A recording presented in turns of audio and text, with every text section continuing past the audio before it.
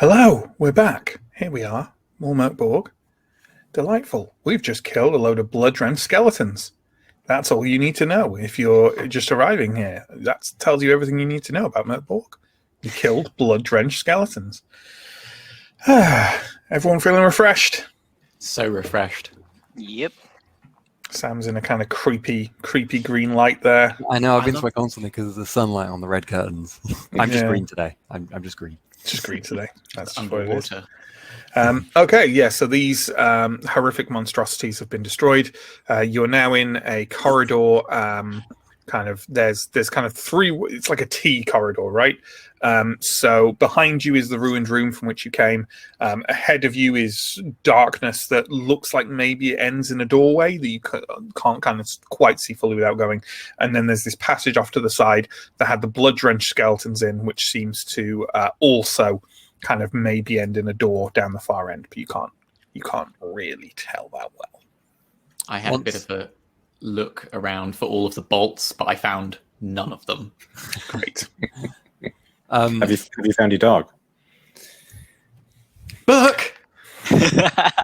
Bert comes running, looking quite pleased with himself, with multiple blood-soaked bones in his mouth.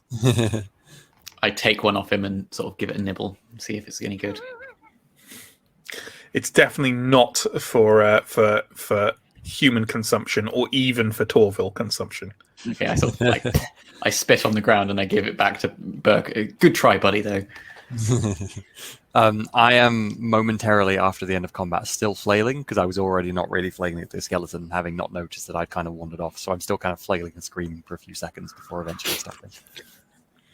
I am catching my breath, which for Von, in fact, means bent double, hacking into...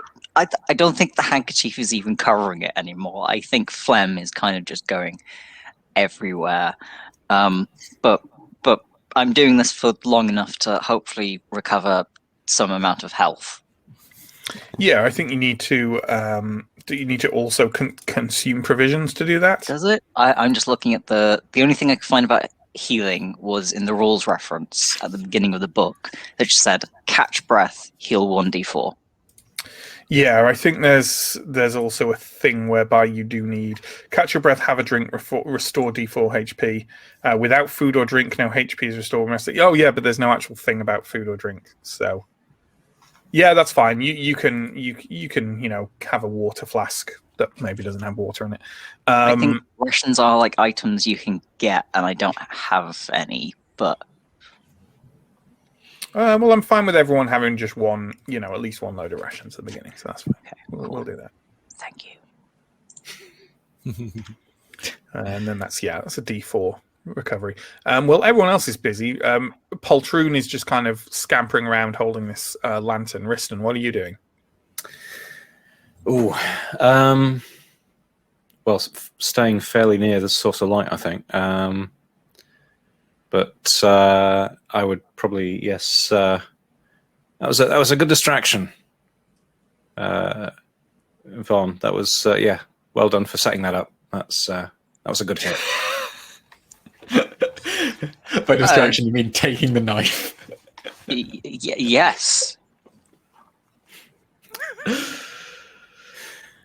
Poltroon starts chanting something along the line of "The merciful king makes sacrifices for his people." It's completely out of tune. Lovely. Which direction are we going, folks? Are we going in the kind of original direction of the corridor, or the corridor down which these creatures were standing?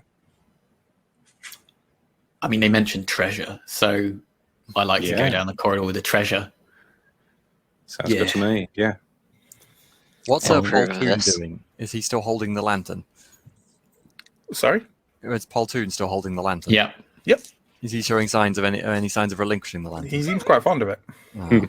I'll kind of vaguely follow him around for a while, looking like I'm thinking of asking him for the lantern, and then decide otherwise. Sure. So we're going down this corridor the skeletons were on, yes? Yes. Yep.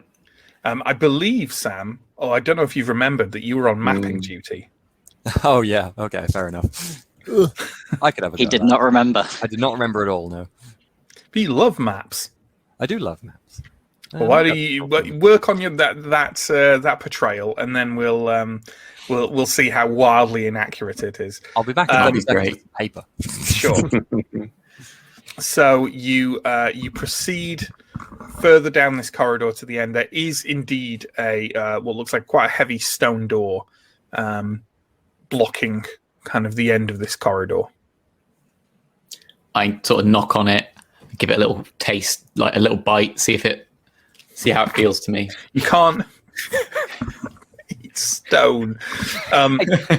It's a door. It's a stone door. It's a stone door. Is there anything? Remark. I give it a little shoulder. It starts easing open. Whoa! Has I Torvald seen doors before?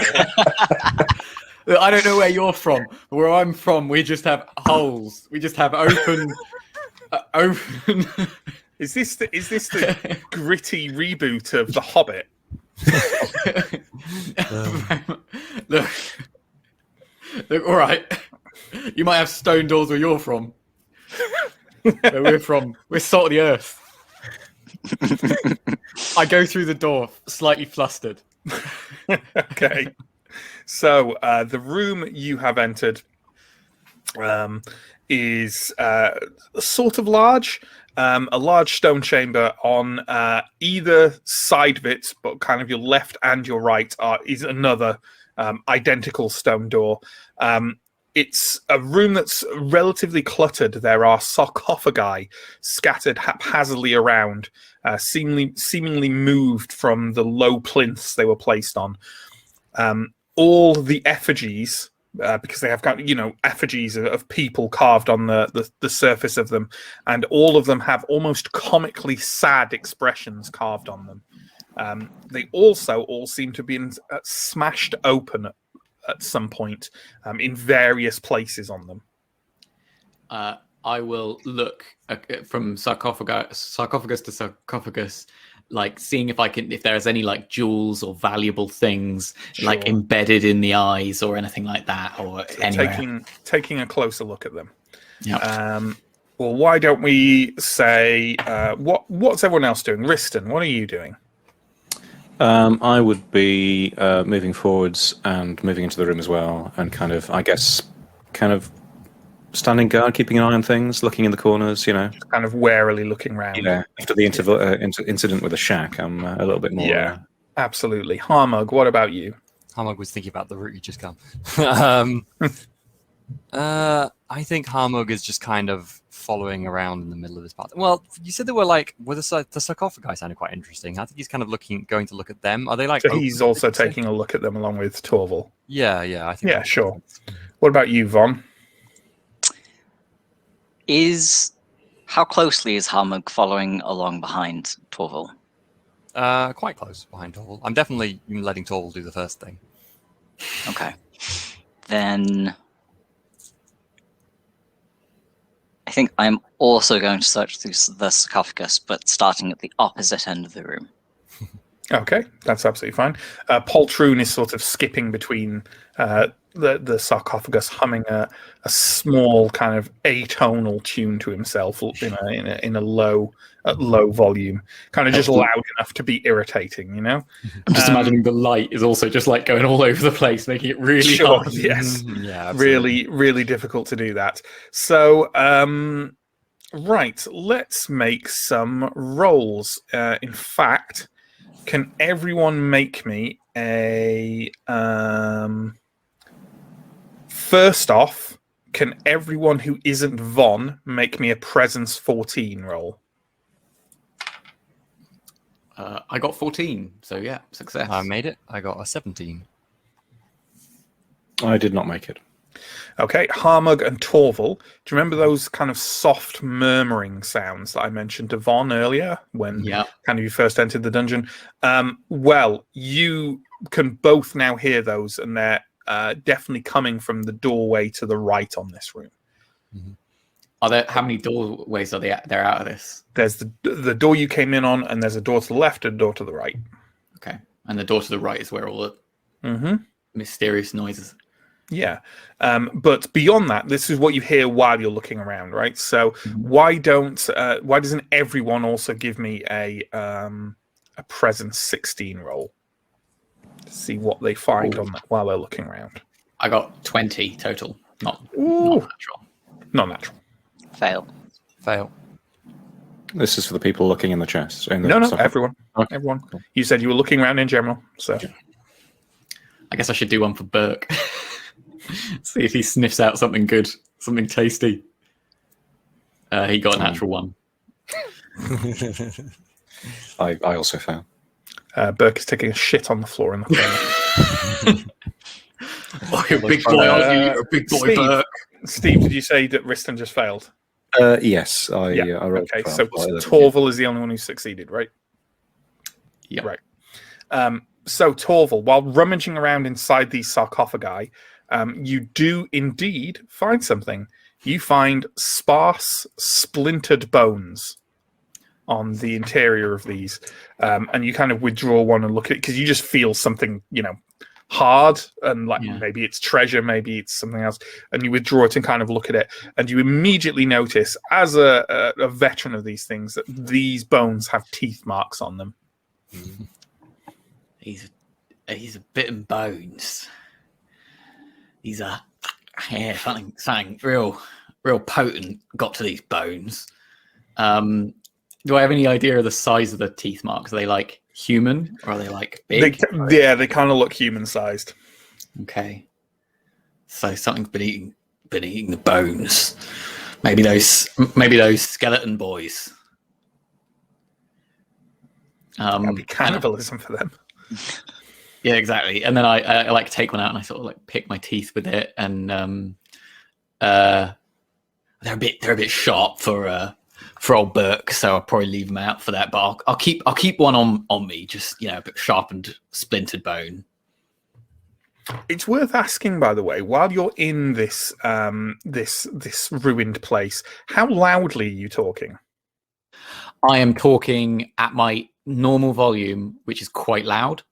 Okay. Like actually kind of obnoxiously loud. Sure. As you start talking, the others, probably not Torval himself, notice a slight clattering noise coming from the shadows above. And you see, I think probably something. What the fuck are you pointing at, Riston? Directly above. Just generally above. Right. I will look up. Poltroon, illuminate. I slowly look up as well. Okay. Did this stop you talking? Yeah. I like. Okay. So for the moment, I look up and I go, "There's nothing fucking there." Right. That's enough, I think.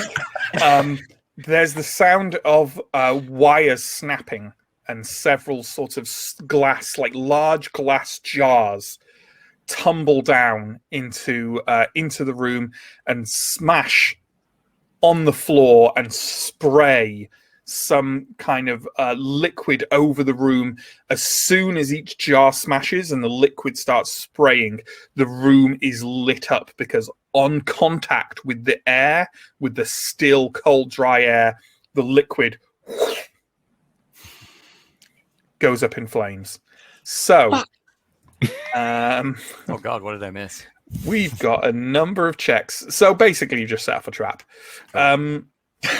So can everyone please make either an agility roll at 12 or a presence roll at 14? It's up to you. You might have different, things. I think I'll probably go for the presence. I passed. I rolled 17. Oh, nice. And should I roll for Burke as well or not? Nah. Okay. I just miss. You're on mute, John. I saw that. I rolled a not natural 20. Nice. So Riston was the only one who didn't. Ironically, the person actually looking up, actually checking around the room. Okay, so Riston, as you you kind of dodge back from one jar, and as you do so, you hear a crash behind you and an unpleasant sort of wet slapping feeling on the back of your neck that soon erupts into extremely painful heat. Can you give me a take D2 damage, please? Okay. That's 1 point of damage. Okay. Everyone, Riston is howling and slapping wildly at the back of his neck, which appears to be on fire. I stifle a laugh. I will also laugh. So, what will Von do?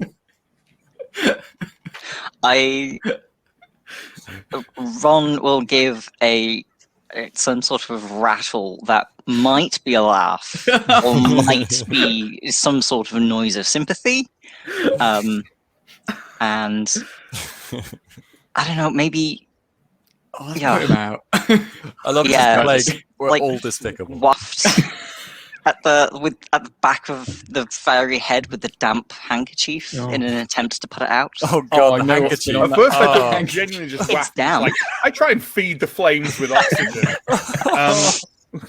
Okay, so Riston, this stuff has got to be scraped off before it stops burning you. God.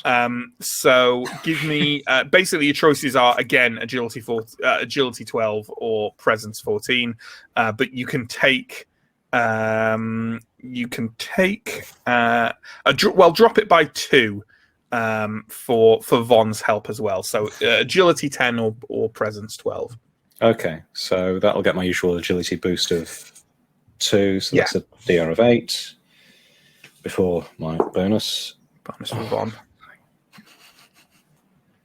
Natural 1. Oh my god.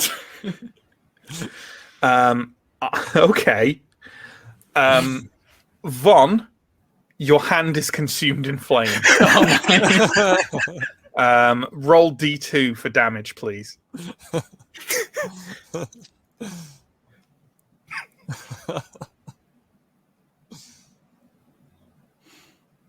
This does not seem good. Sorry? Oh, that is, yeah.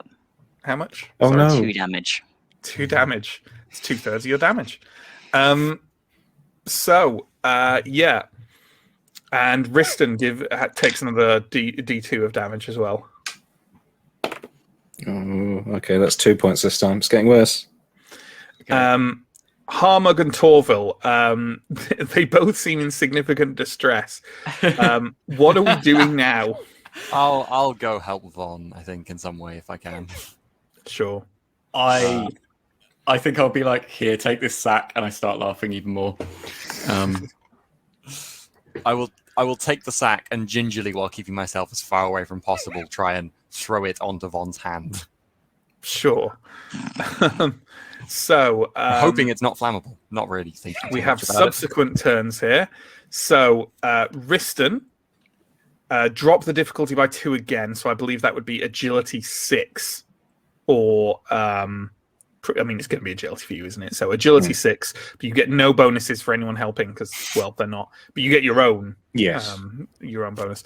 And Von is also going to be agility 6 or presence 8, plus a 2 help from Harmug. Agility 6. Hey, Torval contributed a little bit to this plan. He says, laughing through his teeth. That is a pass. I roll 18. That's good. Because you could have fucking died there. Yeah. So I had to roll over a 1, and I rolled a 2. Hey, it works. Both of you managed to scrape the foul substance off your neck and your hand, respectively, and kind of just grind the offending part against the dry stone of a sarcophagus in Riston's case, and against Torval's sack in not like that in Von's case. That sack is ruined, by the way, thoroughly ruined. Fuck. Glad it wasn't my sack. We're all glad it wasn't your sack. Okay, so I guess I've got to leave the splintered bone here because I can't carry anything out my sack. Fuck. Shit. You be fucking careful in here. There's traps. He yells. The thing pulls the Yeah. trigger. Ye- You can still I think you can carry up to 8 normal-sized things. Oh yeah. Just strength naturally. +8. My sack is ruined. Strength my plus fucking sack. Oh, I've had that sack for ages. You fucking. Hey Armo, give me your sack. What your sack-based sacrifice will be remembered. Sacrifice. Fuck off, Von. You haven't lost your sack. You don't know what it's like. Harmug does not respond at all to the sack request and wanders over Okay. to look at the traps and where they have on the ceiling. Sure. While he's looking, I'll try and take the sack from him. That he has. He's definitely Does aware that Harmug you might have a try and sack? take the sack. I don't even know if I've got a sack, to be honest. Oh, if you don't You have a haven't got a sack. sack listed on your inventory. You haven't got a sack. No, I haven't got a sack. I do not I have had a a sack. sack. You can't take Sacks my aren't sack 'cause I standard. don't have one. My fucking sack is the only sack we've got down here. That is. No emotions. So, with this trap now being dealt with, is in quote marks. What are we going to do? I don't like the fucking sound coming from in there. Let's go the other way. Yeah, that doesn't sound like a nice sound, does it? Let's maybe creak. Oh, up. you heard it too. It was like a kind of. Well, it didn't sound friendly. Yeah, don't know. Don't like. It's this place full of people that just. Then again, that skeleton sounded friendly. So maybe we should go towards the not friendly sounds in this cave. Maybe that's a better idea. Maybe you should go towards the not friendly sounds, Armog. Yes, maybe you should, other Harlock. So Right behind you, Armog. So is the choice that doorway on the left, that where the murmuring isn't coming from behind? I'm more inclined to go that way. So yeah, I'm going to start to going towards there. I'll also ask Burke if he smells anything. He can't communicate with you. He's a dog. No, So- I know. I asked, Yeah. Hey Burke, you smell anything, boy? You smell anything? And he shits again. Burke, I think, can smell everything all the time and doesn't like any of it. You creak open the stone door on the left. Ahead of you is what seems to be a shortish passageway that leads towards what looks like maybe a statue at the end of it, and then the passageway seems to veer off to the right. There's a statue. What's it of? Looks like a person, but you'd have to get closer to it with the lantern if you want to see properly. Oh, where's that fucking jester? Poltroon is capering around madly and holding the lantern very close to the back of Riston's neck in an attempt to examine the boils and burns more closely. Hey, Riston, come over here. I'll head over. Okay, does the lantern bearer follow him? I mean, only if you're going down the passageway. Like, you need the lantern down the passageway closer. Yeah. Well, I'm going to sort of try and take Riston, and through taking Riston, I'm trying to take the Right, sure. poltroon towards the statue. So it is indeed what seems to be a statue of a person. Specifically, it's a figure dressed in monkish garb, delivering some kind of benediction with one hand. Its head has been quite cleanly removed. Armug, you know anything about this? Do I know anything about this? Oh, no, you'd have to if you want to have a closer look at it, you can go ahead. Yeah, Yeah, sure, just- sure. The passageway at this point of the statue, by the way, just turns sharply to the right and extends on down there. Okay, cool. Yeah, Harmug, why don't you give me a presence roll, please, against 14. I'm going to look to see if there's anything I recognize, but Yes. also look to see if there's anything I can take/desecrate while I'm here, because I do love a bit of desecrating. It's already lost its head, though, so it's been pretty desecrated. I fail. Okay, yeah, you can't detect anything about this statue. Are you desecrating it in any way, or do you leaving it be because you can't identify it as religious? Yeah, since I can't identify it as religious, there seems no point trying to desecrate it. That's fair enough. That's I grumble absolutely fair enough. I grumble under my breath about not being able to desecrate anything good nowadays. Yeah. So, are we heading down this corridor turn to the right? Yes. Yep, that would be mine. I'm not in the Okay. lead. So as you walk down this corridor, this passageway, after a while, it seems to go on for quite some time and be kind of gently sloping downwards. Also, after a while, both the walls and the ceiling seem to be dripping with a blackish blue liquid that is leaking out from cracks in the walls as well as down from the ceiling. How does it taste? It tastes brackish. Ugh. I spit on the ground. After a short while, you reach basically on the left, an open area kind of expands, like not a separate room with a door, but just kind of almost a room on the side of the passageway, fully open to it. It is, because you can see it quite well as you generally approach, it is at first glance what appears to be the wreckage of an armory. Ancient rusting weaponry is scattered around with bent and torn pieces of armor. Kind of the racks that held them long decayed and falling apart into rotten bits of wood on the floor. The walls of it are covered with odd motifs of men and women contorted into strange shapes as they dance around sort of unintelligible objects. They foster a hard-to-define sense of dread. Very nice fucking room. Mm. Um, Does any of the weapon or armor look still usable, or is it all rusted and twisted? And I don't know. You can have a look. yes. I would certainly look for a backup ranged weapon, I think, if I could. Okay. Torval and Harmog, what are you doing? Like I say, there's the armory wreckage and there's these weird motifs on the wall. I'm going to look at the motifs. Wonder if there's any traps too, but motifs is one. I'm going to look for some bolts. See if there's any bolts. Okay. Well, as if it would be easy as targeting what you're looking for in the book. So anyone searching the armory can make a presence roll against 12. Okay. And anyone examining the motifs makes a presence roll against 8. I rolled a natural 20. Oh, So beat 22. me. I rolled 19. I succeeded at the motifs. It's a roll you didn't want to make. Riston, how did you do? I succeeded on the searching the armory. Okay, well, let's deal with the armory stuff first, shall we?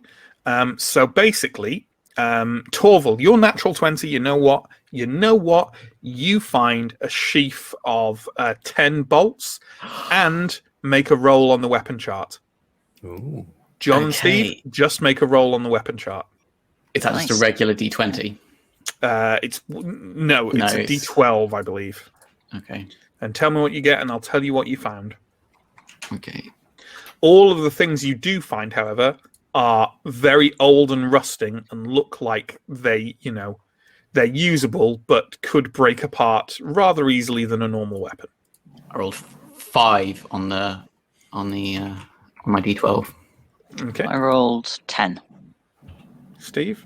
I rolled 9. Okay, so 5 first, right? Someone rolled 5. Torval.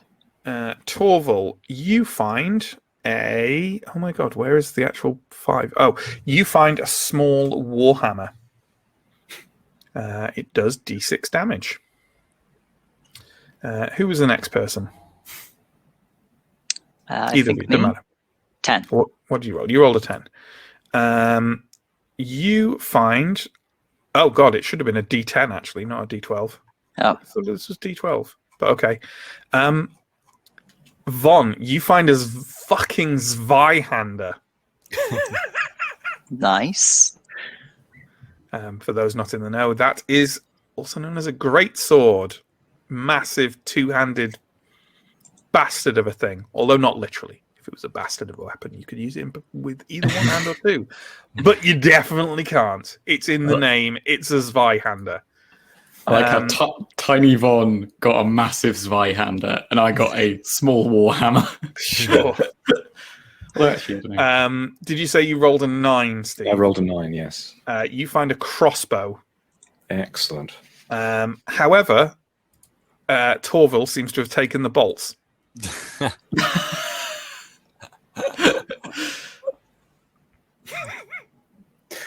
Okay. How's it going, Riston? Good, thanks. Look what I found. This is... Oh, it's a very nice crossbow. Yes, it's very nice. I noticed you found some bolts there. No, these are my original crossbow bolts right here. All of them, right? Yeah. Yeah. Yep, I'm well armored. Me, I got me a small Warhammer. Yeah, I've got a Warhammer as well. Hey, do you want to trade Warhammer for Warhammer? I'll look at mine and look at this rusted thing that I've got. I think I'll hang on to this one. Fair. Thanks. Fair enough. I could give you a bit of coin for some bolts though. Oh, bit of coin. Yeah, bit of silver. Or I might That shiny silver. Don't patronise me.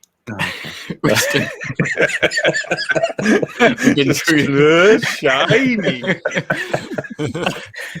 I think Winston was actually more just enjoying the shininess of the silver himself. Well, you know, gotta have a hobby. How about 20 silver? How does that sound? That sounds great. I'll give you these 8 bolts for 20 silver. Go on then. Excellent. Right. Lovely. Okay. Wildly over market value. I'm low on health now. Sure. I also gave him less than I got. I know. Riston has 8 bolts. Incidentally, that crossbow does standard damage, so it does D8 damage, and the Zweihander does D10. Nice. Which is crazy. So there we go. John. I have 1. Is there any sign of any armor? No. Any armor whatsoever? No. And Lots of 2, rusted armor. is there Are you any sure? sign of a replacement handkerchief? Because I have lost mine in a fiery inferno. There are no handkerchiefs in this armory. No. Just wipe it on your sleeve. Harmug, you made that roll, didn't you? Oh yeah, I succeeded so well. Oh, so good. Okay, what I would like you to do then, Harmug, please, is roll for me I think a D20. Mm-hmm. Yes, a D20, please. And this is on the bad habit table. 19. We've already got someone with that, so who hasn't been doing it, I don't think, unless maybe the stuff hasn't been rolled. But why don't you roll for me again? Mm-hmm. 13. Oh, for God's sake, again. 6. 6. Okay, so for the rest of this story, you will be unable to get to the point. Okay. So anything you talk about, basically taking in these motifs has... I mean, Harmug's got a very tenuous grip on reality anyway. But, you know, the grip you do have is slowly... These motifs have loosened one of the fingers.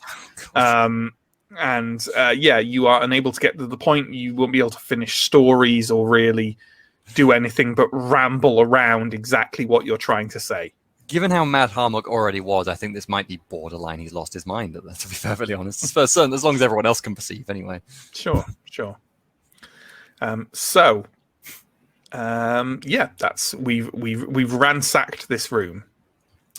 Harmug is just kind of muttering and raving to himself while walking around the room and kind of fingering the patterns, just going, oh, yes, no, yeah, yes. And then he starts at the beginning and goes round the armory wall again. Good stuff. He's gone mad. Let's leave him. I'm not mad. What are you talking about? Yes. I assume that we're carrying on down this corridor, Yep. Yes. this passageway. Okay. As you proceed further down it, the blackish blue liquid leaking from the walls and dripping from the ceiling starts to increase its quantity and its frequency until finally you reach the end of this passageway where it's almost like being in a soft, musty smelling drizzle. And at the end of this passageway is a dead end of packed rubble with soft, sweet smelling soil holding it together. The gentle, oily drizzle is at its peak here, and dark, frilled fungi grow copiously from the walls and ceiling. Several tight mesh nets have been strung up at the lowering point of the passageway against the rubble, seemingly to catch the frilled fungi, which apparently drop with some regularity. There's fungi in the nets and growing out of the walls. I'm going to grab a bit of fungi and taste it. Okay. It's I'd love that I don't have to put, in many fancy games you have to push players to like do things like, oh, it's a fungus. Like in this, it's well tried. I'm hungry, okay? I haven't had any bugs. There's not been any bugs down here for fucking miles. I really like how in both this roleplay and Vampire, like we just have an ongoing thing of Pierre, no, don't eat that. Stop licking blood off the floor. Don't eat the dungeon fungus. So it tastes bitter, but it's satisfyingly chewy. Okay. Oh man. And it also gives you kind of an almost immediate kind of slight rush of it feels great. It feels good. Have you taken any damage? Not so far. No. Okay. All right. If it feels good and it tastes kind of filling, I am going to be like eating a lot of this. Yeah. I mean, it tastes bad. It tastes bitter, but it definitely feels filling. Okay, and then I'll put some into my pockets. And, sure. I think if Torval seems to be enjoying it, I'm pretty hungry, so I might pick one and nibble it as well, tentatively. Sure. Absolutely. Like I say, it tastes bitter, but it's fairly satisfying. Mm-hmm. Have you taken any damage? I have taken 1 point of damage. Heal that damage. Yay. Well, nibbles more happily. I think I will join in this fungus tasting. Mushroomy feast. One person went, and now everyone's like, the guy who eats bugs went, and now everyone's like, oh, I need HP too. Well, that's why I was waiting for the other two to also. Yes. I didn't say immediately die. In his right mind at this point. He knows he's a bit hungry, though. Well, everyone who eats fungus, heal all your HP. Oof. Powerful stuff. I think I'm also going to temporarily promote Poltroon to the court poison Fungi tester caddy. First. Okay. Yeah, sure. And then when he doesn't immediately keel over dead, I will demote him back to the court tester. Kind of hunches over on the floor where some fungi have scattered out from the nets above, and sort of starts picking off the floor and says, "We'll eat this if Master wants it." Oh no, Master, you would you wouldn't like this. It's not for royalty; it's for peasants. Give me that.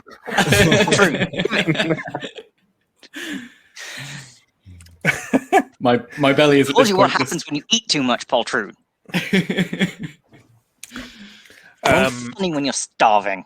Poltroon forgets himself for a moment and hisses at you, and then kind of starts his long fingers sort of grabbing at the sides of your trousers, saying, "Oh, Poltroon is sorry. Of course, Master can have whatever he wants." And then he grabs the lantern and starts, skipping around again with it. So yeah, everyone backhand for touching me. Sure. With the hook hand, obviously. Oof. It's much more brutal with the hook hand. Poltroon makes up a song about deserving the hook, and everyone can heal up to their maximum, please. You got John. And since everyone ate it, there's no need to particularly hold in suspense. Everyone gets a +1 on every roll until the next break. Oh, cool. Oh wow! My belly is distended with mushroom mush. Sure. This is the only thing I've eaten apart from bugs. But regardless, this is a dead end. There's no way through here. So you've got two choices. And do we have an ongoing map, Sam, or did we kind of there's give kind up of on a gap in the middle. I can start again and have a proper go. So the bit I wasn't sure about was the bit with the skeleton fight. That was we went down a corridor from the first room with the rope. Then there was like a right hand to another corridor that with was the skeletons. Yeah, and then we went right on that corridor after we fought the skeletons, or left. No. Where did we go on that corridor? Straight on to the sarcophagus room. Gotcha. Yeah. Okay. So essentially, you've got two choices if you want to carry on exploring this place, right? You've got the door with a murmuring behind it from the sarcophagus room, and further back from that, you have the way you didn't take at the T junction with the blood-drenched In the skeleton. first thing. I haven't seen a fucking mask around here anywhere, so. Actually, I'm fine. I'm sitting here. I'm sitting pretty. I've got a full meal in my belly. Oh, I feel good. I've never felt this good. Oh my god. Oh, my belly. I'm just caressing my belly. I'm on a bit of a sort of rant about how good it is. So where are we going? Well, let's No, I got distracted. go back to at least the sarcophagus room, I guess. Well, you have to if you're going to go. Yeah, Yeah. I guess. Go, yeah. No, we can stay go- here. We can just stay with the mushrooms. Well, sadly, it seems that Poltroon is going with his master. So if you want to stay here with this dark like it in the frilled dark. fungi, then you'll have to do it in the dark. Yeah, okay, no. I followed the light reluctantly. So, you head back to the sarcophagus room, kind of scorch marks over several of the sarcophagi on the floor still from that nasty flaming liquid. And now, yes, ahead of you now from the door you've come in at, there is a door which most of you now heard murmuring from behind. And on the right is the corridor with the remains of the blood-drenched skeletons. And at the end of that, a right turn would result in a new doorway. I'm going to listen at the door with the murmuring to try and discern what kind of murmuring it is. It's borderline inaudible. Noise. Okay. If you're next to the door, I'll walk up behind you and push you through the door. I know how doors work. Someone wants the hook. Right. So, Torval, why won't you give me a strength roll, please? Yeah. Let's say target is 14. But I think you get innate bonuses as well to your strong things. Do you? I don't think I do. No. Okay. No. I got 9, so no, fail. No. Von, Torval comes up behind you and tries to shove you through the door. And I get He shoved gets back. a backhand of the hook across the face. Fucking hell! I was just trying to. Von, give me a strong strength DR12, please. Succeed. I rolled 19. Okay, roll a d6 for damage. Ooh. 3. Torval, you got some armor, right? Got light armor, which is D2. D2. Okay, give me a roll of that. Okay, dice D2. I got 2, so that subtracts 2 from the damage. It does. So just one damage then. Okay. But yeah, Von clocks you hard across the face. You may even have lost one of your parliament of teeth. As And I scrabble after it in the darkness, and I try and put it back in, and I'm so upset.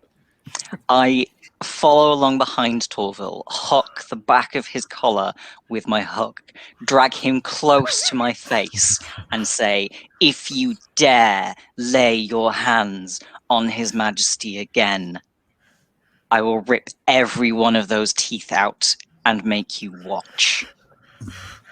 I like scrabble away and like desperately get to the other end of the room. I'm sorry.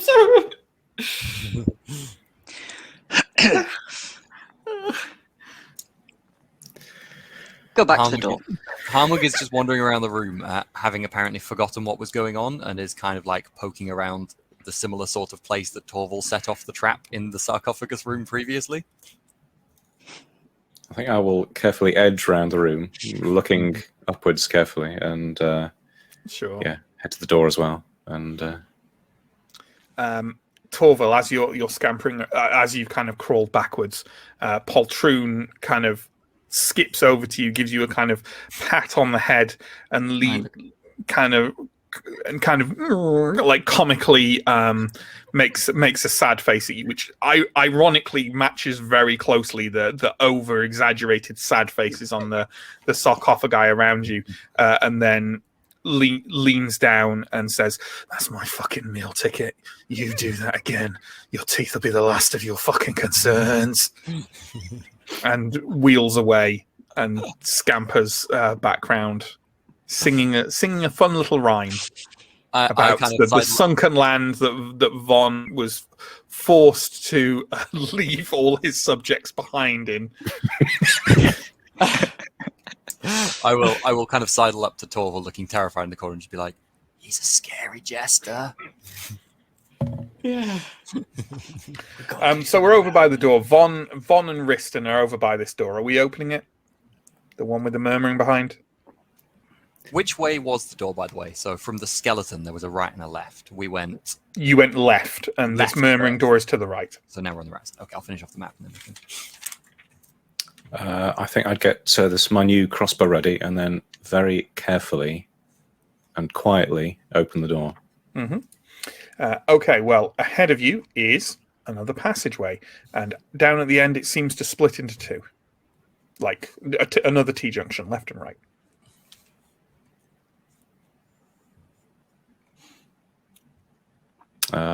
Well, if Poltroon can be coaxed over with a lantern, I guess I'll again head carefully down to the T-junction bit and try and peer into the darkness on either side. Listen as well, see what I can hear. So as Riston proceeds down there with Poltroon, Von, are you accompanying them? Yes. Yeah. So Harmug and Torval kind of lingering behind. Are you kind of like scampering to keep up as the light starts fading? Yeah, I'll help Torval up, and then we'll... Yeah. Sure. Thanks, Harmug. Thanks. I always can trust you. So the passageway you start walking down, as you proceed down it, you could only vaguely see the ceilings in this area before this because they're quite high. But as you move forward down this corridor, the ceiling arches even higher and higher until all that's above you is darkness. The soft murmuring rises in volume until there are whispers just on the edge of hearing clearly coming from the shadows above. They don't seem to be kind of, it doesn't seem to be a sign of impending, like there's monsters up there about to leap down on you. There's just whispers from the darkness above. Mm-hmm. Good, just those good old above whispers. As you head down, you can see the stone walls here have carvings. Most of the others, other than in the armory, have been fairly blank. But here, as I say, carvings, huge geometric shapes and patterns. They're difficult to pick out because they reach up so high that, half of them or more have entered into these shadows above you. At the end of this corridor, where there's a T-junction, if you look to the left, it looks like another corridor going down a ways. You can't see where to.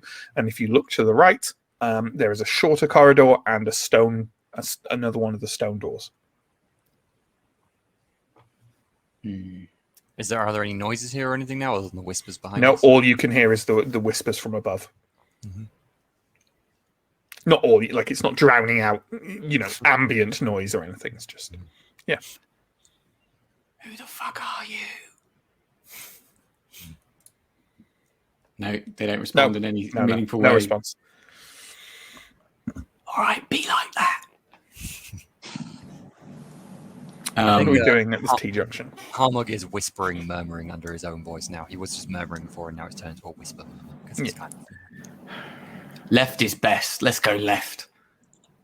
Whatever you say, Bomb. door might have things. Oh, I don't know about doors. Torval's not right. sold on doors anymore. He still knows what they are.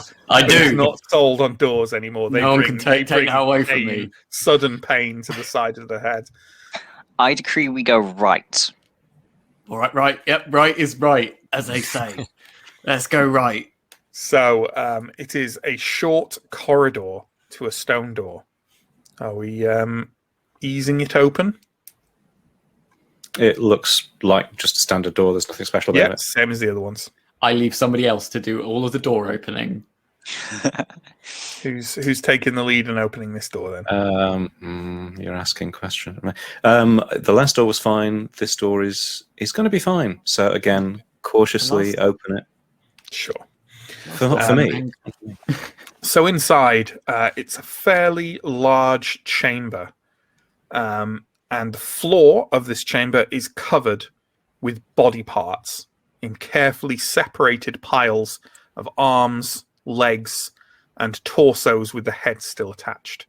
And then finally, just in front of the doorway where you stand, a small mound of tongues. All human. All human. Oh, yeah. Oh, yeah. Over in the corner, there is a pile of what look like complete bodies, men and women stripped to their linens, just heaped up in one corner. Even from this distance, it is easy to see that they are covered in a veritable litany of wounds. Over on one wall is a table where various arms and armor have been laid out carefully, perhaps taken off the many individuals scattered around the room. And there's no sign of any movement, any... Nope. I'm going to look up at the ceiling. Nope. Okay. How fresh do the bodies look? Pretty fresh. Like, they're not rotting away, you know. I don't want to go in there. I want to back away. Harmog is just muttering to himself about the two-headed god. Doesn't like this place. Doesn't like this one. Nope. Get away from there, Burke. No, it's not good. No, don't go for the... Okay, he's got a tongue. Oh, you fucking... No, Burke, no. Oh, okay, all right. Just one tongue. You can't just one tongue. Oh, Burke. Going to get back to a Pringle discussion again, aren't we? Yeah, I was going to say. Did you mentioned armor? I did. The arms and armor is like over on a table on the side of the room, presumably stripped off the individuals who have... Are there any other... Okay, are there any other doors in this room? Nope. I'm going to try and sneak over to the armor and see whether there's anything I can salvage. Okay, well, why don't you give me an agility roll at 12? Okay. Oh, Quiet, easily. Yeah, that's fine. I've rolled an 18, so plus whatever. Yeah. You creep over the table, kind of pacing your footsteps and gingerly treading around the pile of tongues, a pile of left arms, and kind of reach over near the table. Over to your left, in the far corner on the left, is like that pile of complete bodies. Are you looking for a weapon or are you looking for armor? I'd be looking for armor, light armor. If No, it doesn't work. I know. Give me a D4 roll, please. D4, right. 3. Okay, you find some medium armor. Okay. Well, I'll bundle it up and then I will sneak back to the door. Okay. No need to make another roll for that. We'll fine. Was Riston all right? Yeah, fine. Oh, then I'm definitely going back in. Oh, it's fine. All right. It's fine. It's fine. Seems fine. All right. I go over to the pile and see if I can spot anything like glinting or nice. Sure. Riston, what you have now is like a loose, like a long, battered chainmail hauberk that you can drop over you if you want. Obviously, you'd have to take your leather armor off. You could probably carry your leather armor around with you. I mean, I have no armor at all currently. Then yeah, you can wear it. Just don't forget it adds to your defense difficulty. Although you already get a bonus to that, so it's kind of just offsetting it, right? So yeah, I'll put it on. Also, isn't there a thing? Is it just heavy armor that gives you a penalty to using your powers, or is it? It's Zweihanders and something. Medium armor does give you a penalty because specifically my character. Scrolls will never work while wielding Zweihand weapons or medium or heavy armor. Oh crap! Oh. So you got a choice to make, friend. I mean, you could just stuff it in your pack and sell it. Stuff it in my pack for now. Yeah. Whatever. So it's an item in your pack. Torval, you didn't mention sneaking over to this, did you? No, I'm not sneaking. I think it's fine. And it is. You take a few steps around a pile, the same piles of tongues and limbs as Riston. Are you searching for arms? No, actually, we've already had a search for armor, so go ahead and search for a weapon. Okay, is that D4 again? Nope, D10. 5. That is, I believe you already had to me over here. Yeah, it's another Warhammer. All kinds of Warhammers in this. Dual wield Warhammers now. I can, except that's not how it works. But still, yeah. Or can I? No. Oh, I mean, technically yes, but it will make no difference mechanically. Can I dual wield them, but like hit them half as often? Yes. Yeah, that's right. That's what I'll be doing. All right, another Warhammer for Torval's collection. Yeah, I sort of put it into my belt. These ones at least are new. Oh, very nice. Everything else on the table is trash. Can I go over to the huge pile of bodies and see if there's anything in there, like rings or? Yeah, well, why don't we sure. Let's give the others a chance to see if they want to search for anything in the room first, or look around. Although Sam seems has frozen up on us again. Oh no, John. I'm trying to decide whether Von would actually step in.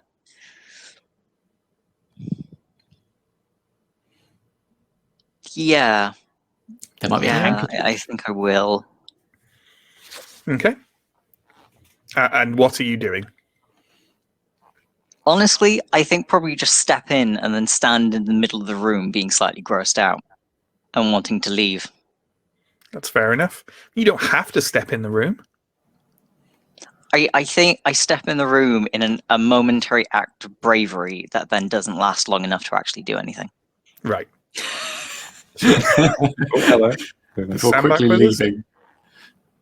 Oh, he's back. He's kind of back. There he is. There we go. Sorry. Hello. He's completely silent. Oh, there he is.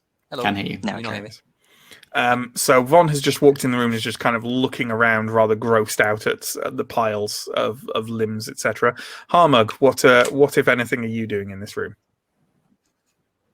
I think Harmug has kind of forgotten why we're here and has wandered back off down the hallway a little bit, kind of still within the light distance, but is just kind of looking up at the whispering, wondering what's going on, really. Probably not doing anything. That's fair. Useful. In that case, Torval, it looks like you're free to go rummaging in that. In that pile. And why don't you give me? And this is the first time I think we've rolled on the what you get from ransacking a. It's literally the corpse plundering table. So why don't you give me a D66 roll? Okay, 1 dice, D66 roll. Okay, that's not correct. 66. I got 61. Wow. In that case, you find 61 pieces of silver. Oh. Wow. Oh, yes. All of it secreted in one gentleman's undergarments. Oh, I pilfer those undergarments. I mean, they'll do as a sack for now, right? Oh, can I have that undergarment sack? I mean, it holds precisely 61 pieces of silver and someone's groin. Well, it depends how well endowed they were. It's a good point. Roll for endowment. Let's not devolve into teenage role playing here, people. Okay. I loot this man's undergarments for everything he has, and then I leave. Fair enough. Yeah. So, is anyone doing anything else in this room, or are we considering it ransacked and gross? I think I'll marvel at the the attention to detail in the sorting. It's very precise. Then I'm going to leave because. Has anything been ransacked that I could use as a handkerchief? Because I'm currently having to do with Poltroon's sleeve. It's quite impractical. I mean, the pile of bodies is in their linens. You could find a patch of someone's overall linens that isn't covered in blood from one of their wounds and dried blood, and try and snip out one of the cleaner portions and use that. Fairly easily done with your hook. Well, I'm sure that's more hygienic than just coughing on the jester. So that Certainly is what I for will the jester. Not that I'm not saying that's one of your concerns, obviously. But, Of course not. Yeah. So you're back out in this corridor. The whispers above you, the geometric designs on the walls. You have a pathway ahead of you, or to the left, there's back towards the sarcophagi room. Let's go. And then further back, there's also another option. But, yeah. Let's just go to the next obvious place, right? Yeah. Okay. Yeah. Continue forwards. So, the corridor carries on forwards for some way, and then turns sharply to the right. And then that passageway, in turn, carries on for a short while until it reaches a stone door. Sooner or later, we definitely want to look at what Sam's drawn here. Oh yeah, I showed it up briefly earlier. I can do it again. Okay, let's have a look. It's now coming on into multiple sections. I missed that. Let's have a look. Yeah, let me just draw the right-hand turn. That'd be beautiful.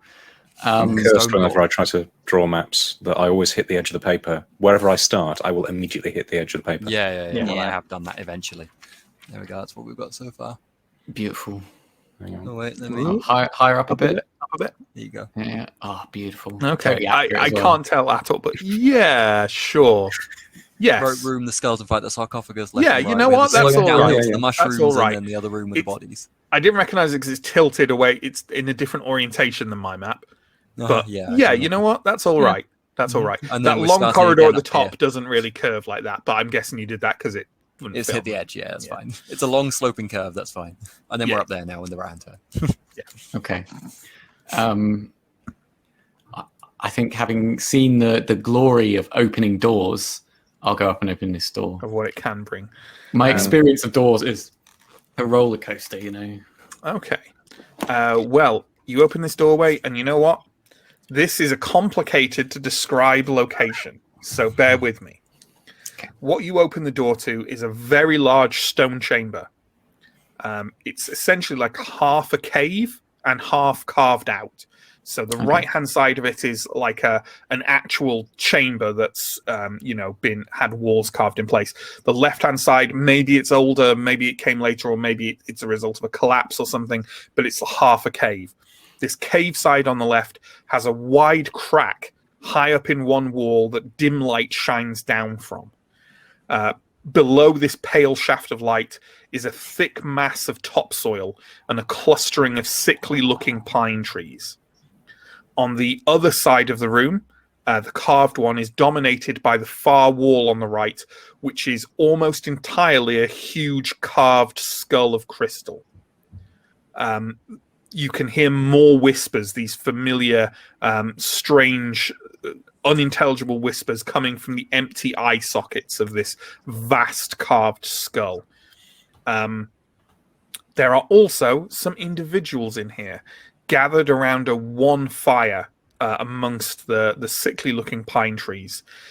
They look fairly human-shaped as you walk in, and as you do so, one of them stands up and turns to face you.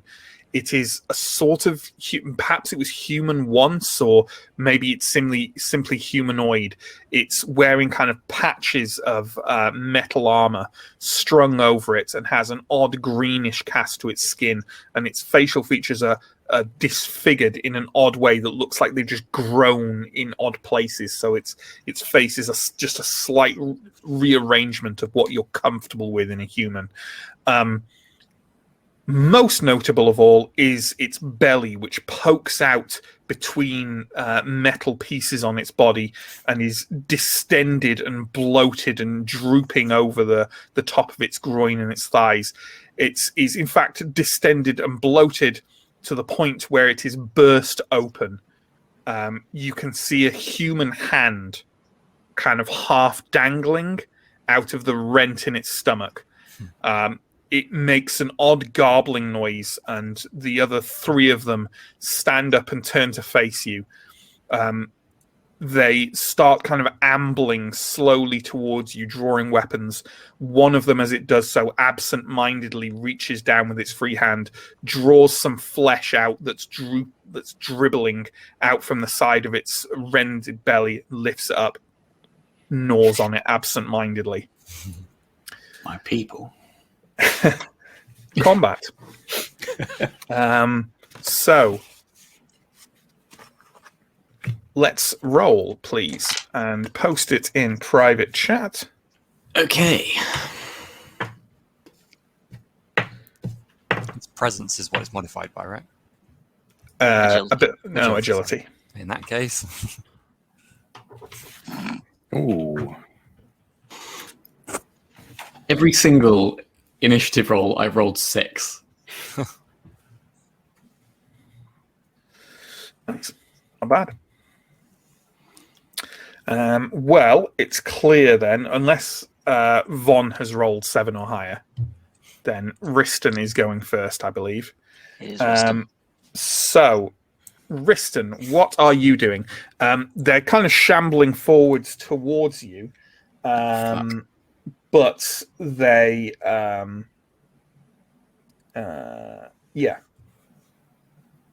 shambling forwards towards you, and they, on their turn, they will reach you to attack. So, Okay, well, I will. I'm going to give my new crossbow a go. So I will be kind of moving, trying to keep distance. Sure, kind of moving away again to Yeah. try and get a bit further from them. Sure. Well, remember that crossbow, a ranged attack is presence, not. It is, yes.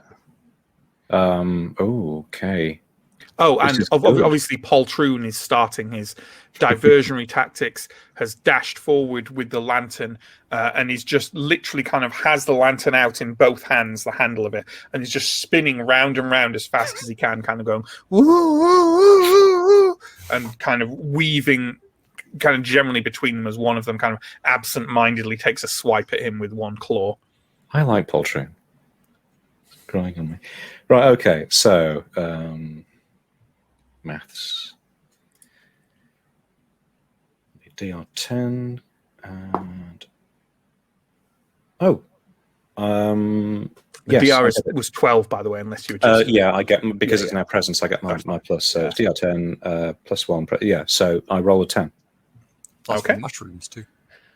Oh, yeah, don't forget your plus 11, one from yeah, mushrooms, yeah. folks. Yeah, Mushroom bonus. from the frilled fungi. So, yeah, give me a damage roll, please. And you said it was D8 damage. I did. That's right, isn't it? Pierre. D8 for a crossbow. Yep. I'm not a good a shot. 2 damage. Don't forget your omens and stuff, by the way, folks. Just so you do start using them. If you save them all for the end, then you won't have used them. So your crossbow bolt kind of sinks into a gap in the creature's shoulder between two big metal plates. It doesn't seem to really register it. It kind of looks down and makes a garbling, moaning noise, more of disappointment than anything else, rather than any genuine pain. Torval. I'm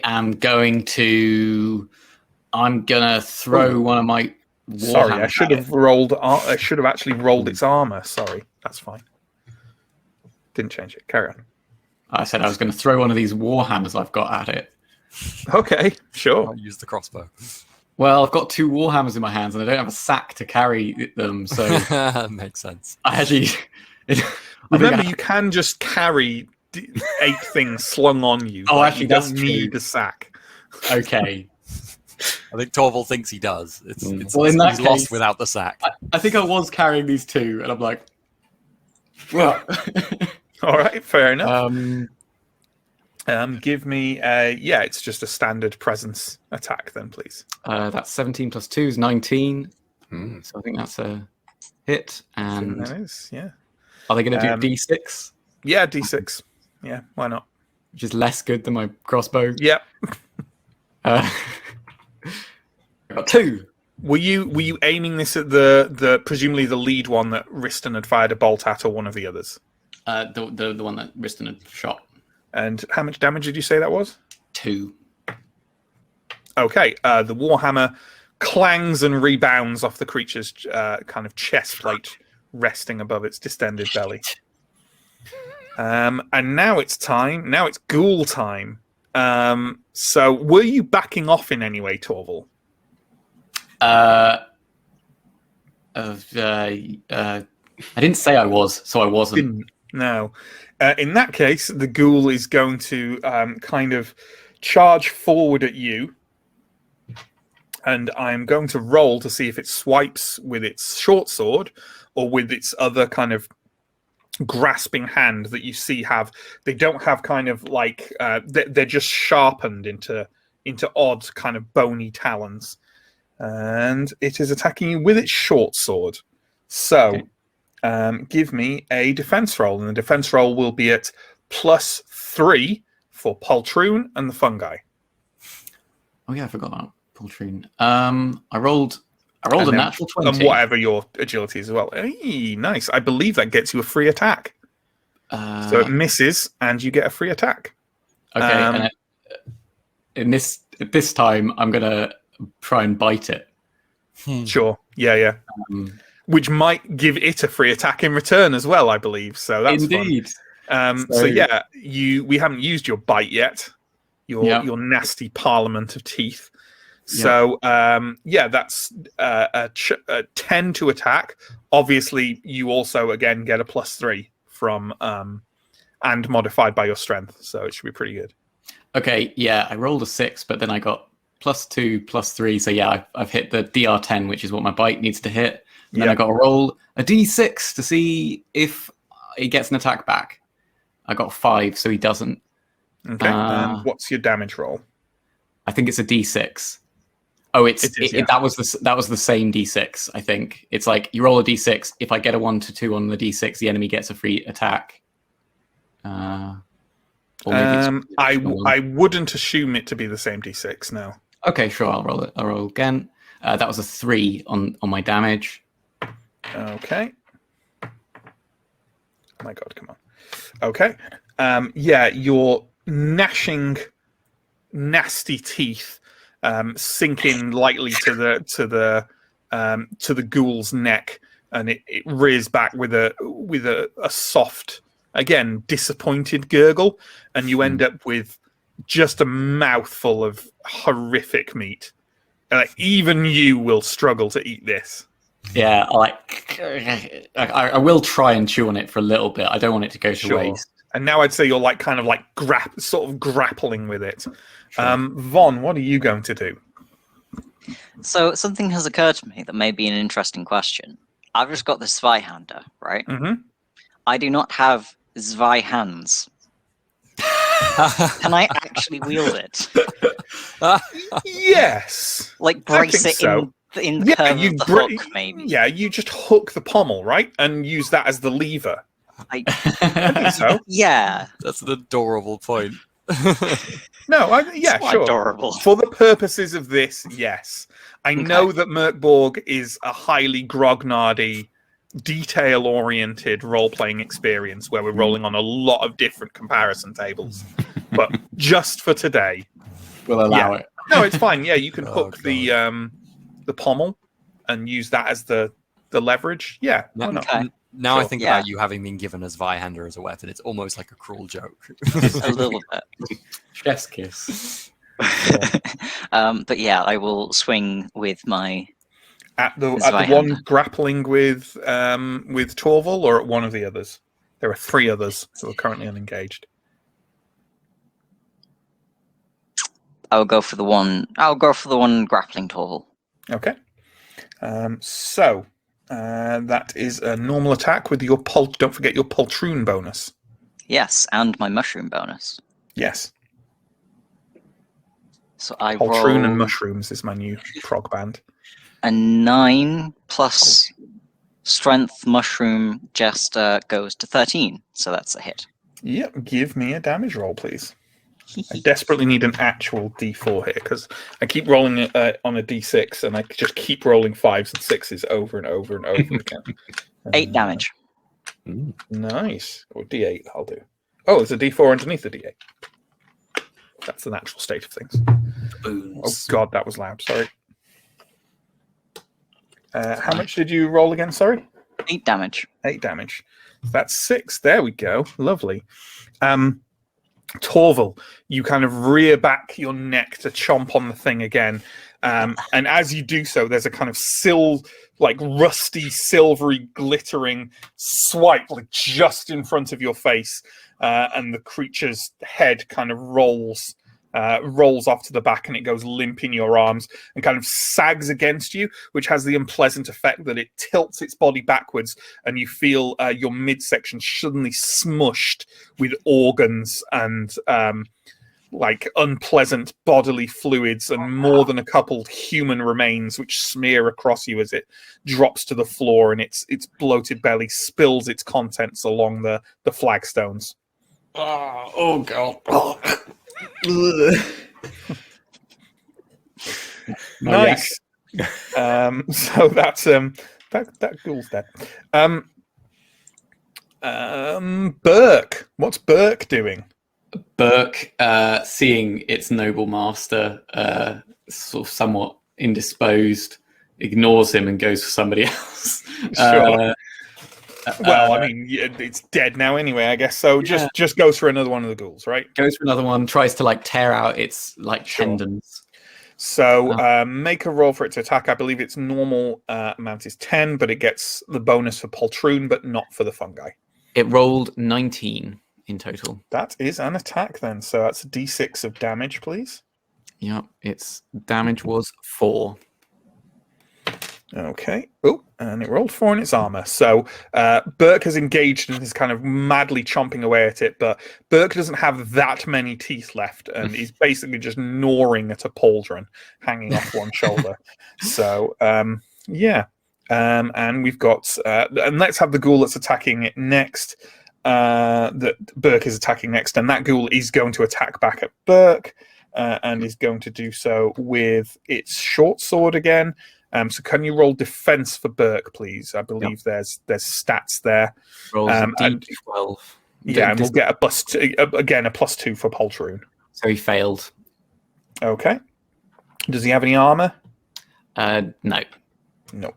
He has 10. 10 HP, I think so. Yeah, he's just a chunky little boy. Chunky little boy, and only takes 1 health point as well. Okay. The ghoul is trying to kind of Burke is up on him, and the ghoul's desperately trying to sort of, the ghoul isn't very adept at complex forms of fighting, and he's just kind of madly trying to saw at the dog as it's snapping at his, well, not at his throat, at his armor because it's an idiot. Get away from a fucking dog! And I'm trying to squirm my way out from under the sure. Under the corpse.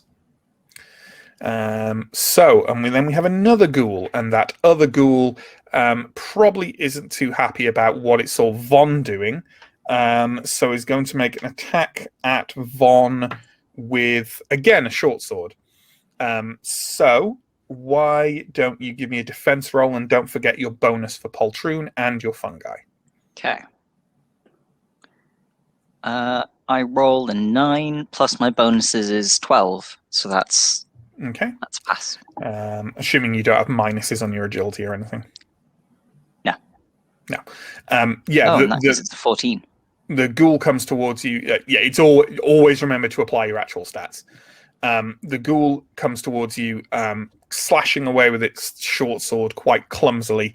And again, you drop into that fencing stance. Even better now that you actually have, a large sword, and just kind of maybe step back, maybe with a aha sort of, or Yeah, that's more likely. that's Basically the more likely. same. Basically the same. Harmug, what are we doing? I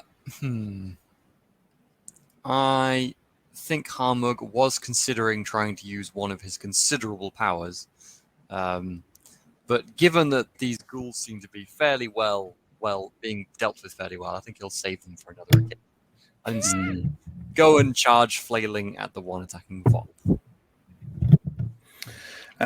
Fair enough. So, give me an attack. Don't forget your bonuses for poltroon and fungi and your stat. Yeah, I failed. Your flailing is once again living up to its name. You could take some notes from Anton. Absolutely. A joke for our regulars there. You dash forward the one engaging Von, and just you're whirling your flail around your head, but not connecting with anything significant. Yeah. And unfortunately for you, this drags the attention of the final ghoul your way. So why don't you give me a defense roll, please? Don't forget, poltroon, fungi, agility bonus, or malice. Oh, natural one. Ooh. Yeah, John, can you remove the first ghoul from that initiative order, please? Oh, yeah. Can I use an omen to help this situation? Yes, you absolutely can use an omen to get every roll. I will do that. Oh, I think I was destined to fail. That was a 5 with a... Yeah, I'm not going to pass that. Not a 1, though. Not a 1. Which is a good thing. Oh, what was it attacking you with? It was attacking you with its grasping claws. So, give me an armor roll. Okay. So I have medium armor. So that is a d4. 4. Okay. Its grasping claws just kind of rake at your robes and tear some holes in it, but are unable to penetrate the kind of scale and the like small scale and chainmail you have underneath. You can feel like the strength of the creature though, and kind of stagger back a little with your flail held above your head. Riston. And yes, to answer your question in the chat, we are down 1 ghoul. Cool. Right. I think you're asking that for the initiative order. So, yeah. Actually, before we get to Riston, something else happens. So, is it good? the whispering above you rises in cadence, and a soft spectral figure emerges from the right eye of the skull and starts drifting slowly, noiselessly down towards the conflict. It's moving slowly, so it'll take a little time to arrive, but no one's really focusing on it. You kind of all see it out of the corner of your eye. So you're going to, let's say, take a movement action to properly take a look at it. But it definitely gives all of you a sense of mounting unease. Okay. Riston, go ahead. Okay, so there are 3 ghouls. One's on Von, one's on Burke, one's on Harmug, right? Is that right? Yeah, that's right. Okay. And there's also the spectral figure floating down. And like I say, you can take a movement action to take a proper look at it if you want. Yes, I'll regret it, but I will look at the figure. Okay. There. That's not what I wanted. That's what I wanted. Okay. I will describe this for you. I mean, it looks like that, obviously. Looking at it is difficult. It seems to bend time and space slightly around it. Kind of on a fuzzy edge around it, like things behind it distort and shift. As it's coming closer, it almost seems like you're looking at something blurred at a far greater distance than it is from you. or to use a non-MÖRK BORG like comparison at low resolution, the overall impression it gives is that whatever this is, it is a wound in reality. It's not good. No. Okay. That's great.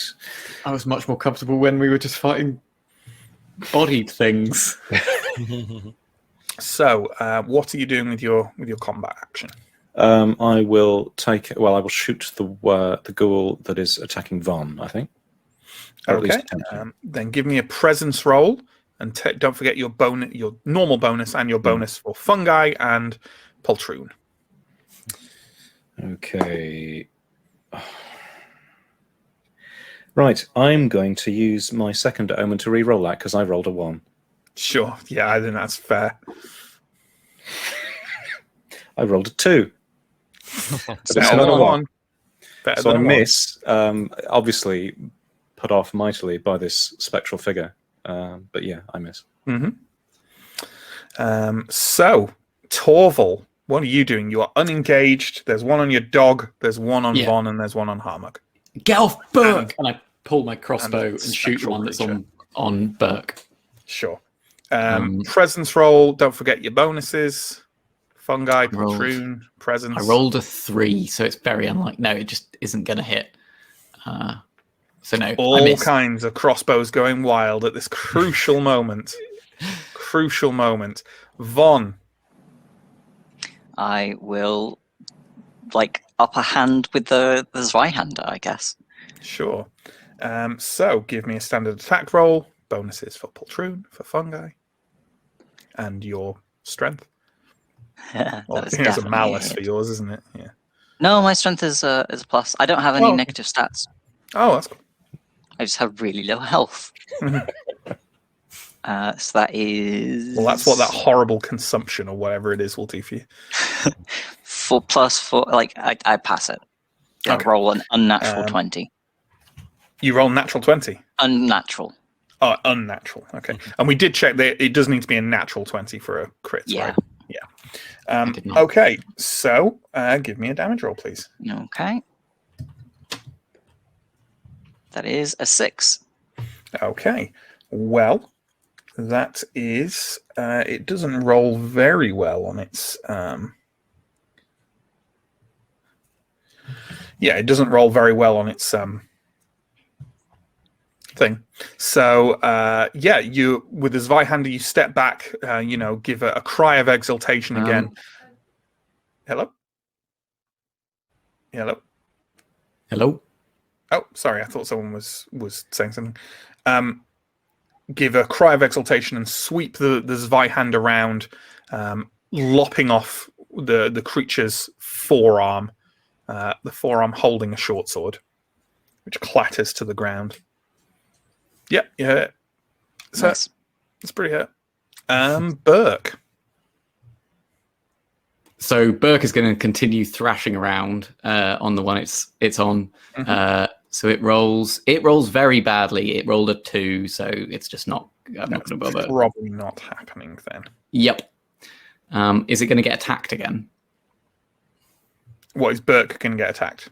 Yes. Yeah, by this next ghoul, yeah. Sure. Don't forget the poltroon bonus. Rolled a 4 plus 2. Nope, still getting hit. Okay. I will roll to see what it's attacked with. It's attacked with its short sword, which does 3 damage to poor Burke. Oh, Burke, he yelps, I think. So now the ghoul finally gets the hand of sawing away at this dog that's resting on him, and definitely cuts a deep gash in his side. No, Burke, no! So the next ghoul is on the one attacking Von, and it's going to attack you again. So give me a defense roll, poltroon, and fungi bonus incorporated, and whatever you have in agility. Okay, so that is a total of plus 5. I roll 13, so 18. Yeah, you dodge out of the way of the grasping claw of this creature pretty aptly. Harmug. I think that spectre coming from above kind of freaked me out, honestly. I think Harmug, he's already been a bit addled by this dungeon, and the thingy in front of him is not really as scary as the thing he just appeared from above. So he's just going to like yell and scream about the basilisk servant coming to get him, and then turn around and try and run away back the way we came. I would say that if one person is not participating in this fight, it's probably a TPK. I'm not saying he's running Just away as a forever. I'm warning. saying he's just getting out of combat with this to turn around and look at the thing that's coming. Yeah. Mm-hmm. That's okay. I am telling you that if you do not engage with this, the ghoul will just run up behind and kill you, probably. Yeah, that's fine. That's fine. That makes sense to Harmog in this moment. I get that you're role-playing, Sam. I honestly do. Do we want this stream to end in 10 minutes for the TPK? That's all I'm saying. This is quite a challenging fight. Okay, Harmog.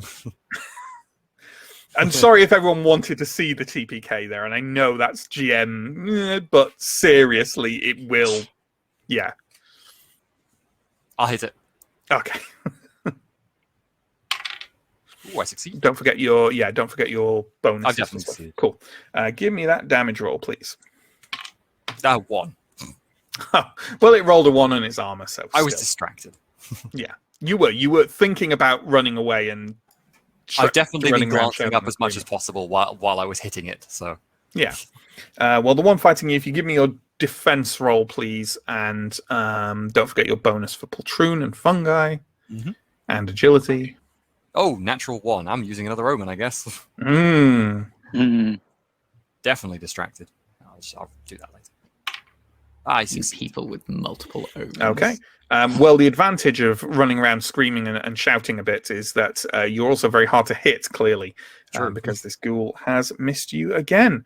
So, background to the beginning of this round, and the spectral figure is drifting closer, but isn't quite with you yet. You think it'll be with you in the next round, not that you have any conception of what rounds are.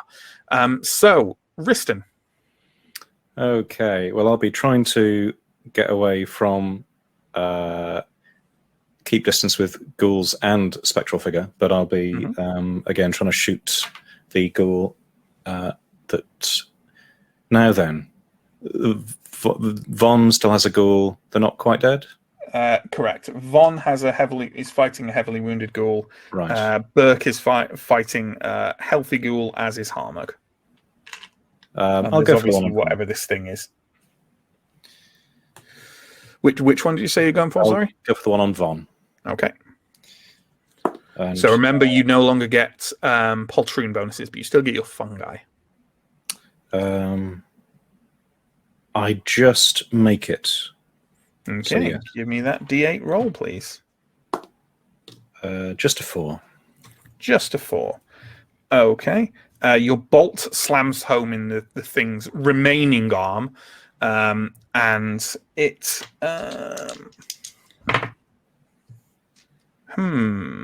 I don't know whether I have to roll above morale if something. Just having a look at the morale.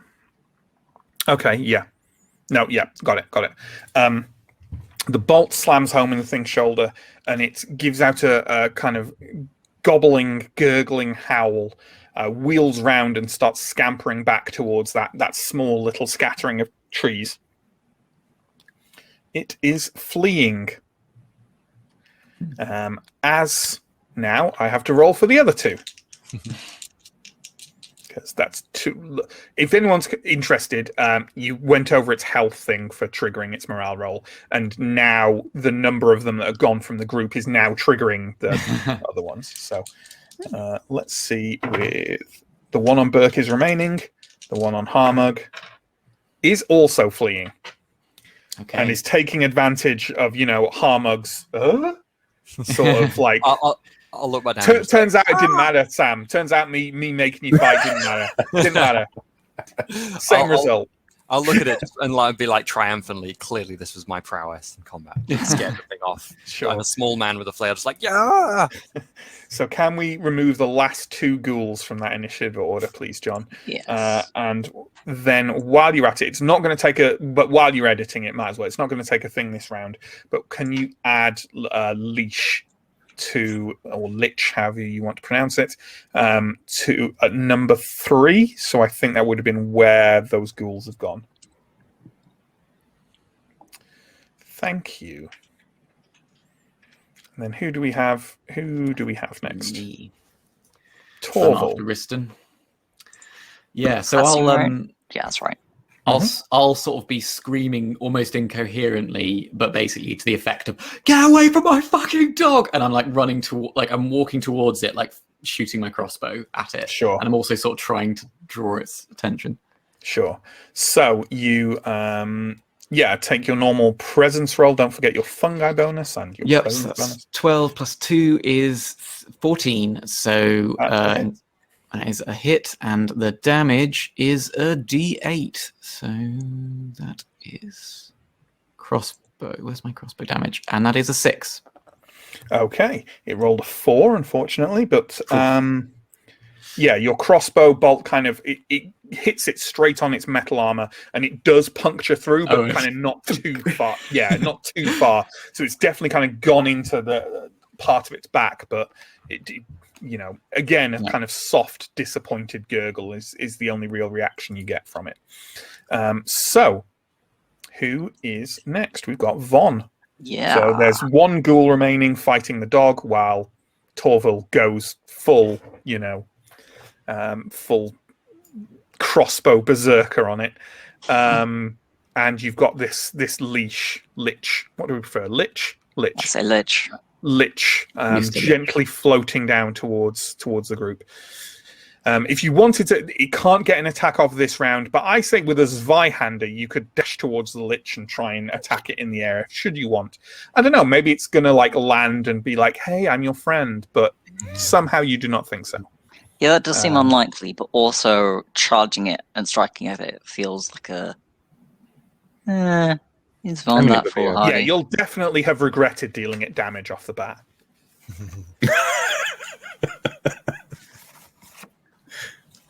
I don't know how to take that statement. But then it's going to hit Von first, so it's a sensible thing not to do that. But think of the stories your jester can tell. After you're gone. Someone's asking in private chat, yeah, we are taking a break after this combat. We'll be back for the final third, and I think we are going to run. We've got a bit to go. That's all. You know what? That lich has a crown. So I'm going to abandon its peasant henchman, as it clearly is, and I'm going to face it. Just to remind king us on here. king action. King on king action. King on king. Rey a rey, as the Spanish don't say, because they have better accents than that. Sure. Well, why don't you attack that lich then? It's just there's no difference to the attack. So yeah, go ahead and make an attack for me. Remember your fungal bonus. Always remember your fungal bonus, kids. As they say. I think I need to see a doctor about my fungal bonus. Yeah, that is 12, which should be a hit. Yeah, absolutely. Give me a damage roll. No, it's an 11. That's wrong. That's not a hit. That's not a hit. Damn it. Yeah. Are you definitely sure? Because you remember your +1 from your fungus?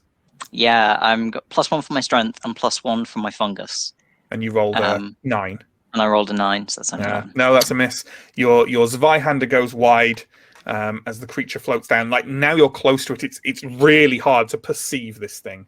It looks like, essentially, although it looks like this floating kind of half, partially rotted or distended human figure, it's also just like this tear in the air around it. Very disturbing. So, Burke. Give me a roll for good old Burke on this ghoul. He's definitely going for this ghoul, and he rolls a 16. So That's a hit. That's a biting. actually- He's a biting, and he rolled a 5. Okay. So Unfortunately, it rolled a 4, okay, but still, he's absolutely yeah. vicious. But he's gnawing on this thing. He's got his teeth in it, and he's trying to tear chunks out of it. Not doing a huge amount of damage, but definitely worrying it enough that it really can't pay any attention to anything but him. And it's going to do so again. No. So give me a defense roll for him, please. Okay. And let's see. It's attacking with its grasping claws this time. okay, he rolled 19. So actually, that is good. Okay. The claws, it's just kind of battering away at him, but not really doing anything. Just desperately trying to get this massive dog off him before it properly chews him to bits. As I said, the lich isn't getting a thing this round. Harmug, similarly to Von, I think if you wanted to, you have a double-handed flail. You can attack this lich as it's drifting down. You definitely get the sense that whatever god you actually do follow, which possibly changes on something of a rotational basis, this lich, gods have nothing to do with whatever this is. Okay. In that case, it must be unholy, so it must be something that I need to destroy very quickly. So I'm going to... Just as a note, because I don't think you've used it yet. Yeah. You are aware of your list of sins, yes? Oh, yeah, my list. I was thinking of the holy icon that I had as well. Then. Yeah. Oh, yeah, okay. Unseen. Oh, I'm happy with you triggering that as a movement action as well. So if you can trigger that and then attack. I was trying to think of what the unseen evildoers would mean in different contexts, but that makes a lot of sense for this very situation. Sure. Okay. Although, so do you want to just give a quick description of it first? Yeah, so I have a long and accurate document cross-referenced against reality to discover unseen evildoers. So I'm going to get out a document rather than charging. Sure. I mean, you can imagine do both, basically. Yeah, I can imagine I basically kind of might get my flail out, and then in the other hand, I kind of just like unravel this. Yeah, kind of chanting kind of like as you... running and flailing and looking at, and kind of trying to read as I'm flailing.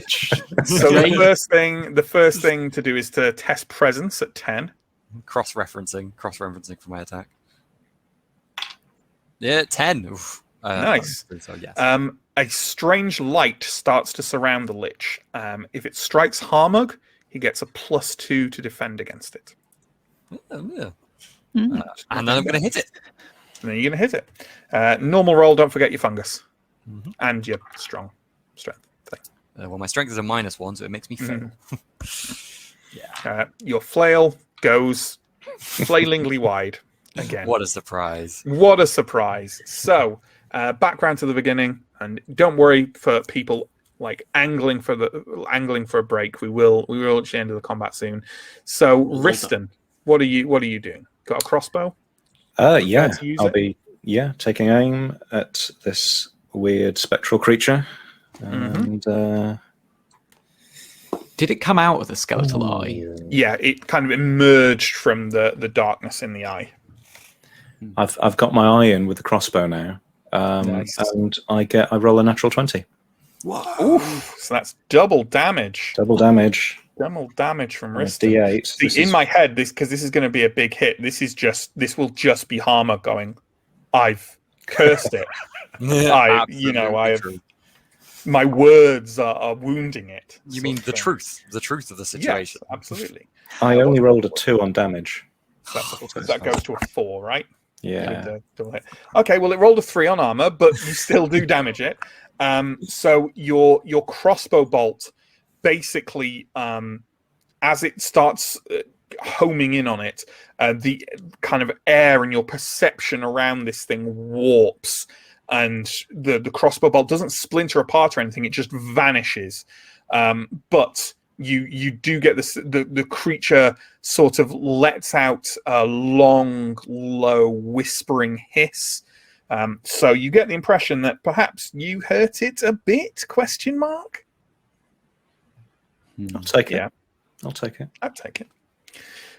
So Torval, I'm taking it you're shooting this damn ghoul again. Yeah, I'm desperately trying to get this ghoul away from my dog. Oh, I rolled a 1. Okay, I'm going to use my omen to re-roll that because I need this. I don't want my dog to die. I rolled a 2, glorious. So I fail again. Another miss. But maybe not so critically. Very Sure. stressed about this situation. I think. Sure. I would be. Von. I'm gonna swing at the lich. And roll exactly the same result. I mean, So what is that? that's a miss. 9 plus 2, which is 11. So All right. Okay. No. Don't forget our omens, people. It's true. Okay. Slightly cheaty. This is the big fight. Maybe. I am going to use my omen, I think, for the DR -4 instead of the reroll. Mm-hmm. So it's a success. Yeah. that Yeah, makes sense. you knock it down. It's a success. Yeah. Yeah. Give me a damage roll then, please. Come on. 7. Pretty good. Ooh. Pretty good. Your Zweihander slices through the thing, and you can see, like, as it actually slices through it, it slows slightly in the air as it approaches it. And then as it passes through the section of your Zweihander that you are cutting through with, gone. Just gone. Huh. Like, it doesn't cut through it. It doesn't, like, it isn't impacting into it. It just vanishes. You can see the tip of your Zweihander hazily through the other end of the creature, and you swipe through and kind of glance, convinced that the Zweihander must have snapped in half. But no, it's still there in your hands. The kind of low, sibilant hiss it's giving out rises in tone significantly. Burke. This is all. Burke is Harmon. gonna. It's all on tear him. Burke. Burke has got a 9, which is +1. So that's actually that succeeds. That's And his damage What's is the +1 from? Sorry, the +1 is. Oh no, he didn't. he didn't. Of course, have he doesn't get fungi. +1. No. He did. I should have fed him Didn't some feed fungi. it, not. got some fungus. He Afraid not. fails. Okay. Yep. He fails. So he just. And then is he going to And be then it's attacked the ghoul, again? so it's a defense on him again. Classic. Oh, he rolled a 15 though on the defense. There we go. So Burke and the ghoul are just like tumbling around now, like not really doing anything damaging to each other. Just an insane thrashing dance between the two of them. Burke maybe thinks they're playing. Yeah, absolutely. Time for the lich, I think. So you know what? I'm actually going to... it's not going to strike at Von, it's going to strike at Harmug, because I think it feels spiritually threatened by this, and outraged at being named on this list of sins. So it's going to strike at Harmug, which fortunately does bring that +2 into effect. So give me a defense roll. Obviously applying your agility, applying your fungal +1, and applying the +2 for the list of sins. Cool. It's clearly attacking me because I'm the greatest threat here, of course. Clearly, I am the one doing all of this in reality. I'm just Yes. encouraging the others, and yes, of course. And I succeed in my defense. 18. Excellent.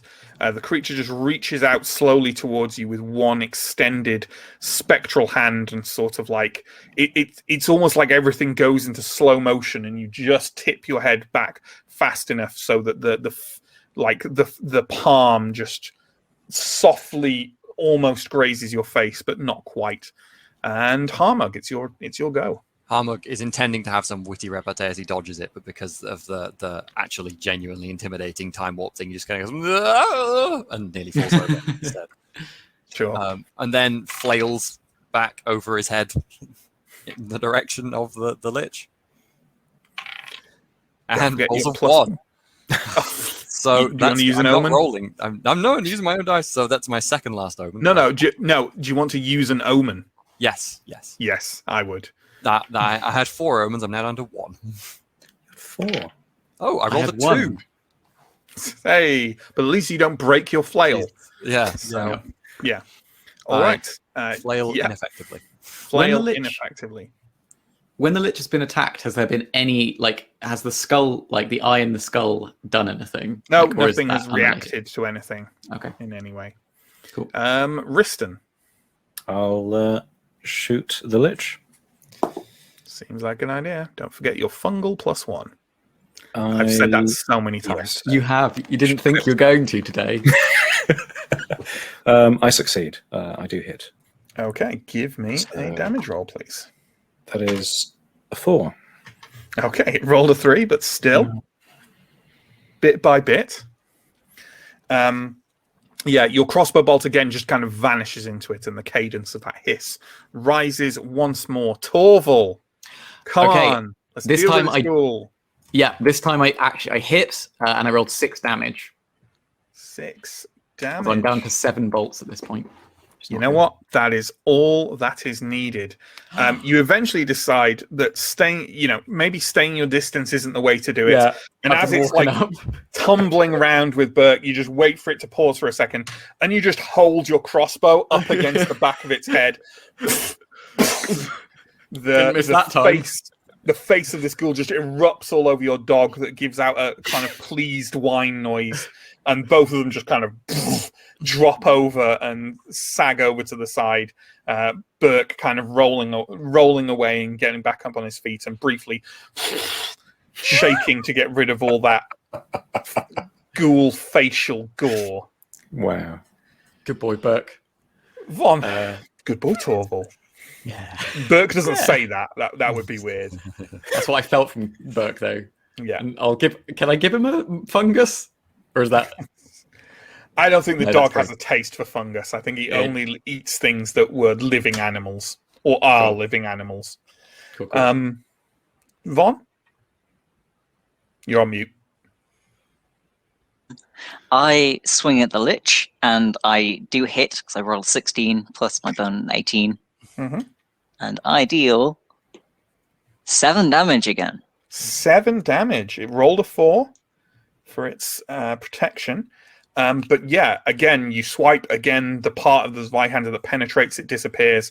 But it seems that hiss rises in cadence again. It almost, maybe it's your imagination that has an air of desperation around it as it wheels round and reaches for you, ready to attack on its turn. Ooh, that's exciting. What's Burke doing? I mean, attacking the lich, I would assume. Burke is attempting to attack the lich, but rolled a 4, and so is just running around with looking for some corpses, I guess. Looking for corpses. Okay, the ghoul's dead, so we can get rid of that. Right. That lich is going to reach for Von, and here's where we could have some real damage dealt. So you have a defense roll here, Von. Standard defense, +1 for fungi, and obviously for any agility. Go for it. Okay. I'm nervous. That is 15. That's a very good thing because it deals d6 damage to your 3 hit points. So, and it doesn't just deal damage either. So the thing reaches out for you again. You experience the same thing as Harmog, that kind of weird slowing down of time. But you raise your Zweihander just in time, and the hand reaches out for it, and it's like it comes through the Zweihander for you, but doesn't quite touch you. But it's not like, you know how a ghost in a film would like reach through the Zweihander. Instead of it reaching through through fingers coming through it for you, it is again like the existence of it eliminates your Zweihander. So rather than fingers coming through it, it reaches forward, and as the area around its hand reaches your Zweihander just disappears as it reaches through for you, but doesn't quite manage to touch you. Harmug, finish this off, friend. And while swinging, say, "Be gone, foul creature." It's a classic thing on the channel for flails to miss, but it is also a thing that when they do hit, they one-shot the boss. Especially when wielded by a priest. Yeah, Well, don't we'll let have us to wait down. for another turn then because I missed. All right, Riston, give us what you got. Okay. Oh, that's a hit. Definitely a hit. Rolled a 16 plus bonuses. So damage is 1. Well, it rolled 2 on its armor, so that bolt just vanishes into the lich, never to be seen again. I think Torval's on crappy bolts. I rolled 14, so it's a hit. My crossbow did 2 damage. And it rolled 3 armor. Another bolt lost to the void. Oh, God. Von, 6 bolts left. maybe some final king on king action here. Use the Zweihander. Oh no! I rolled a natural one. You remember And that you omen? don't have any I omens don't left. have any omens left. You swing out with your Zweihander one last time, and you're not sure what's different about it this time. But the Zweihander reaches through the thing, and there's a kind of screech of tearing metal and perhaps tearing reality as well. And when the Zweihander comes out the other end, it's just kind of bent and twisted and aged, and kind of half crumpling over. It is now useless as a weapon. No. Burke rolled an 18. So he's hitting it. Burke is rolled a 5 on his damage. I'm going to roll this armor. I'm going to roll this armor. Is the dog going to kill the lich? No. Okay. So, yeah. Burke dashes forward and is kind of barking at the lich and snapping at it. The lich kind of looks down and hisses and outraged that a dog would touch its person. There's an element of Von in this lich, clearly. And therefore, the lich is going to attack Burke. Oh no! How many hit points does Burke have left? 6 hit points. So, And it's a D6. Yeah, it's a D6. Okay. Give me a defense roll for Burke. He rolled 13. Okay, which is a Makes success. The dog dances away just out of reach. Harmug, you said you wanted one more round. This is your time. This is flail time. I rolled a 2. No, I think I'm just going to use my last omen to reroll because I'm mad. I would. I really want to kill this thing.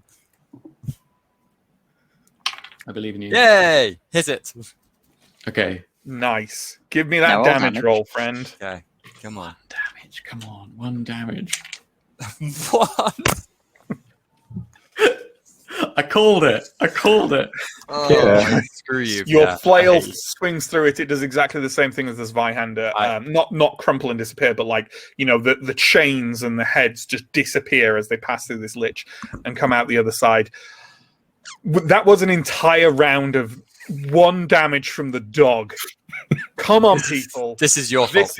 This is the boss. Let's do it. Riston, who is going to get the kill on this thing? Or is it going to just TPK you when you run out of bolts? Yeah. Well, I've got 2 bolts left from that. Remember, you can always just throw the crossbow at it. Well, Yeah. Still does a D8 damage. 10 Maybe. plus 3. I actually hit it. Okay. I get a 6. 6 damage. Ooh. As Harmug and Von close in on the thing again, kind of desperately, Harmug whirling that flail around madly. Von, would you have maybe default now to your hook, kind of like swiping at the thing? I've gone for my hook while also fumbling at my belt for my short sword. As you do that, another bolt vanishes into the thing, and suddenly, with a shocking change in reality, like a light flicking off, like a snap of the fingers, it's just gone. Blinks out of existence in a way which might cause onlookers to doubt it had ever been there. The fuck was that? I think I'll just slump to the ground. And on that note, friends, let's take a break. I feel, this one, you know what? I think we'll actually fit, because we aim to finish these by 8, right? I think we will actually finish by 8. I think if we do, we won't go long after it. But we're going to take a 10-minute break now. Sam might have to take a little bit of a longer one, that right, to walk the dog. What do you think? Like within 5 minutes or so? Yeah, should be absolute maximum 20, probably like 15. But if you have to go a little bit, I don't mind. Sure. So what we'll do, we'll take a break, and when we come back, hey, put some questions and comments in the chat maybe for us, and we'll answer some of those. And then when Sam gets back, we'll finish this thing off. How about that? Cool. So thanks for watching, folks. Stick with us and have a fun little break. Goodbye.